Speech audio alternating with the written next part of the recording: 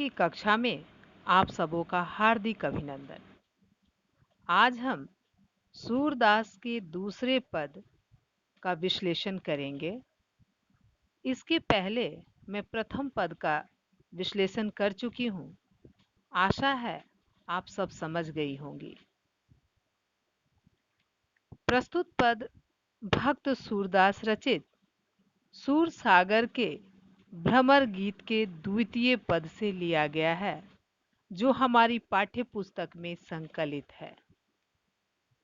इन इन पदों में यह भ्रमर गीत से लिया गया है। इन पदों में गोपियों की व्यथा का वर्णन किया गया है। जब कृष्ण गोपियों को छोड़कर मथुरा चले गए थे तो उनके आने का गोपियां इंतजार कर रही थीं, लेकिन श्री कृष्ण ने खुद न आकर अपने मित्र उद्धव को गोपियों के पास योग का संदेश यानी ज्ञान का संदेश देने के लिए भेज दिया, जिससे गोपियां बहुत ही उद्धव के ज्ञान के संदेश को सुनकर, निर्गुण ब्रह्म के संदेश को सुनकर वे गोपियां हताश हो गई थी।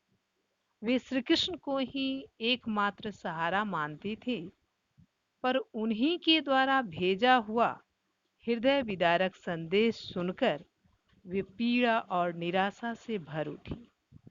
उन्होंने कातर स्वर में उद्धव से अपनी पीड़ा सुनाई। मन की मन ही माझ रही।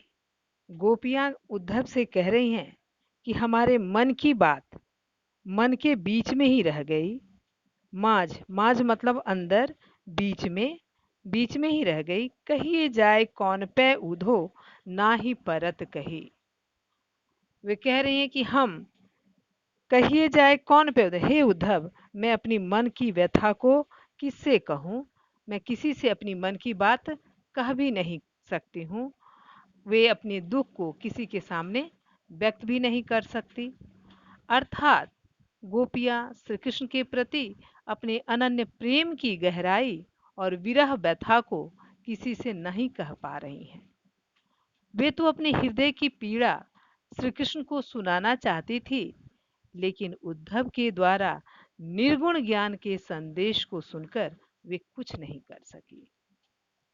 अवधि आधार आस आवन की, तन मन बिथा सही। बिथा बिथा मतलब व्यथा, दुख। अवधि अवधि अवधि मतलब समय। अवधि मतलब समय। आधार आधार मतलब सहारा, आधार। आवन आवन मतलब आगमन। तो अवधि आधार आस आवन की, तन मन बिथा सही। श्री कृष्ण के लौट आने की अवधि ही गोपियों के जीने का आधार था। गोपियां कहती हैं कि अब तक श्री कृष्ण के लौट आने की उम्मीद के सहारे ही हमने शारीरिक एवं मानसिक पीड़ा को सहन किया, क्योंकि हमें श्री कृष्ण के लौट आने की आशा थी। तो गोपियों की विरह रूपी आग उद्धव द्वारा दिए गए योग संदेश से बढ़ जाती है।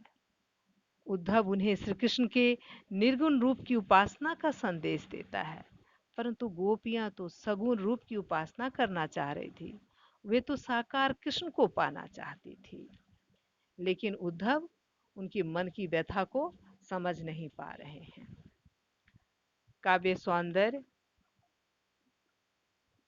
ब्रज भाषा, गीत शैली, माधुर्य गुण, वियोग श्रृंगार रस, तद्भव शब्दावली, प्रतीकात्मक भाषा, भक्ति काल, अनुप्रास अलंकार, पुनरुक्ति प्रकाश अलंकार। गृह कार्य नोट करेंगी। पहला प्रश्न, किसके मन की बात मन में ही रह गई और क्यों? प्रश्न दूसरा, गोपियां तन और मन की व्यथा को किस प्रकार सह रही थीं?